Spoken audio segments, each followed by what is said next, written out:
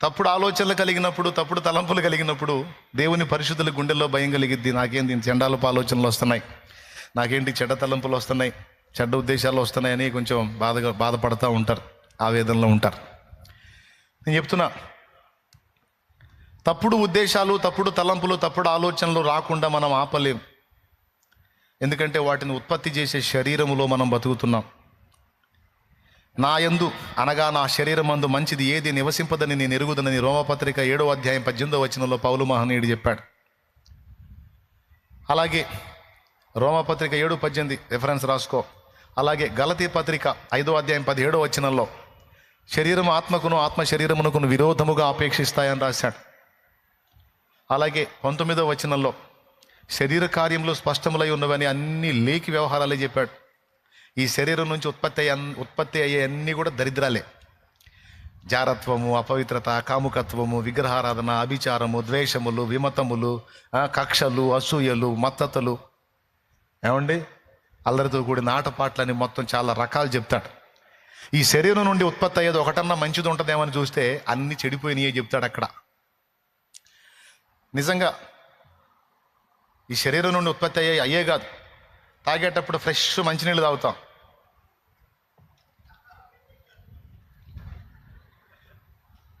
తిరిగి మన నుంచి విసర్జించబడేటప్పుడు,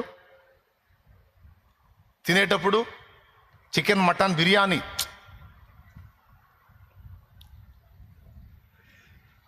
తాగేటప్పుడు ఫ్రెష్ వాటర్ తాగుతాం. చెమట రూపంలో మనం బహిర్గతం చేసేటప్పుడు స్వేదరంధ్రాల్లో గుండా స్వేదం వచ్చినప్పుడు అది దుర్గంధం, అవునా? తాగేటప్పుడు వాటర్ తాగుతాం, ఉమ్ముతాం, ఉమ్ము మన బాడీ నుండి, మన నుండి ఉత్పత్తి అయింది. తిరిగి దాన్ని తీసుకోగలమా? అసహ్యం. చూడండి, తీసుకునేమో మంచిగా తీసుకుంటాం, కానీ వీటి నుంచి తిరిగి ఉత్పత్తి అయ్యేది మాత్రం చెడుగే. ఇదొక పాఠం. అలాగే శరీర కార్యములు కూడా హేయమైన కార్యములు, వాటిలో ఒక్కటి కూడా మంచిది లేదని పౌలు మహనీయుడు చెప్పాడు. అలాంటి శరీరంలో మనం బతుకుతున్నాం కాబట్టి తప్పుడు ఆలోచనలు, తప్పుడు కోరికలు, తప్పుడు వాంఛలు, తప్పుడు తలంపులు ఇవన్నీ మనకి ఎదురవుతాయి. అవి మనకు రావటం తప్పు కాదు, అవి రావటం తప్పు కాదు. వాటిని పారద్రోలకుండా, వాటిని మన తలకాయలో గూడు కట్టుకొనిచ్చి వాటికి క్రియారూపం ఇచ్చినప్పుడు అది శక్తిగా మారుతుంది, అది మనల్ని పట్టి పీడిస్తుంది. అది పాయింట్. పాపానికి క్రియారూపకం ఇయ్యనంత వరకు నీకు డేంజర్ లేదు బిడ్డ, లెక్కలో కూడా రాదు అక్కడ. చాలామంది అనుకుంటారు, ఇన్ని రకాల తప్పుడు ఆలోచనలు నాకు వస్తున్నాయి, ఇన్ని దరిద్రగొట్టు తలంపులు నాకు వస్తున్నాయి, వీటన్నిటిని నేను చేయకపోయినా అలాంటి ఆలోచనలు నేను కలిగి ఉన్నందున మరి దేవుడు నన్ను లెక్క అడుగుతాడేమో, క్రీస్తు న్యాయపీఠం ముందు తీర్పు తీరుస్తాడేమో అనే భయం పరిశుద్ధులకు ఉంటుంది. పరిశుద్ధులారా, దేవుని రక్తంలో కడగబడిన బిడ్డలారా, గుర్తుపెట్టుకోండి. 2 కొరింథీ పత్రిక 5వ అధ్యాయం 10వ వచనంలో మనమందరము క్రీస్తు న్యాయపీఠం ఎదుట ప్రత్యక్షమవుతామని రాయబడి ఉన్న మాట నిజమే, కానీ అక్కడ తీర్పులోనికి దేవుడు తీసుకొచ్చేది మనము శరీరముతో చేసిన వాటిని, మనం తలంచిన వాటిని, ఆలోచించిన వాటిని కాదు, మనం చేసిన వాటిని లెక్కలోకి తీసుకొస్తాడు. దేవునికి స్తోత్రం కలుగును గాక. ఒకసారి చూడండి ఆ వచనం, 2 కొరింథీ 5:10. ఎందుకనగా తాను జరిగించిన క్రియల చొప్పున అవి మంచివైనను సరే, చెడ్డవైనను సరే, దేహముతో జరిగించిన వాటి ఫలమును, అది శరీరముతో చేస్తే, దేహముతో జరిగిస్తే వాటి ఫలము ప్రతి వాడును పొందునట్లు మనమందరమును క్రీస్తు న్యాయపీఠం యొక్క జడ్జిమెంట్ ఉంటుంది. అది పాయింట్. జస్ట్ తలంపుల్లో, ఆలోచనల్లో, మన ఉద్దేశాల్లో అవి కలిగి ఉన్నంత మాత్రాన అవి క్రియారూపకం దాల్చనంత వరకు మనకు డేంజర్ లేదు. బోల్డ్ అని చెడ్డ తలంపులు వస్తాయి, వస్తాయి, వాటిని మనం తొలగించాలి. దేవునికి స్తోత్రం, హల్లెలూయా. పెద్దగా చెప్పండి. ఏమొస్తాయి? దురాలోచనలు, చెడ్డ తలంపులు, చెడ్డ ఉద్దేశాలు, చెడ్డ అభిప్రాయాలు మన నుండి ఉత్పత్తి అవుతాయి. అలా ఉత్పత్తి అయిన వాటిని మనం డిలీట్ చేయాలి, వాటిని తొలగించుకోవాలి. ఎప్పటికప్పుడు పరిశుద్ధపరచుకోవాలి. అవి క్రియాత్మకం కాకుండా జాగ్రత్త పడాలి. ఆలోచనలుగానే సమాధి అయిపోతే గొడవ ఉండదు. కానీ కొంతమంది ఆలోచనల మీద జాలి పడతారు, వాటిని తలకాయలో గూడు కట్టుకొని ఇస్తారు. కొద్ది రోజులకి అవి క్రియారూపం దాలుస్తాయి. నేను చెప్తున్నా, ఆలోచనలు వచ్చినప్పుడే వాటిని వెళ్ళగొట్టినట్టయితే క్రియారూపం దాల్చకుండా ఉంటాయి. అందుకే ప్రభు అన్నాడు, ఒకడు ఒక స్త్రీని మోహపు చూపుతో చూస్తే అప్పుడే వాడు తన హృదయమందు ఆమెతో వ్యభిచరించిన వాడగును అన్నాడు. అంటే మోహపు చూపు, మోహపు తలంపు నీకు వచ్చినప్పుడే దాన్ని నీ నుండి తొలగించి నువ్వు జాగ్రత్త పడితే ధన్యుడివి. కానీ నీ హృదయంలో ఆ ఉద్దేశాన్ని స్థిరపరచుకుంటే తప్పకుండా నువ్వు అది చేస్తావురా బాబు అన్నాడు. ఇది అక్షరాల నిజం. నేను ముందే చెప్పా, కూడా ఆర్టిస్ట్ అని. వాడిని కనిపెట్టాడా, వాడు తిరుగుతూ ఉంటాడు. దేవునికి స్తోత్రం. పరిచారకులు వాడు పట్టుకొని కూర్చోబెట్టుండండి. మీరు జాగ్రత్తగా వినండి. ఎక్కడొచ్చాగా మనం ఏమో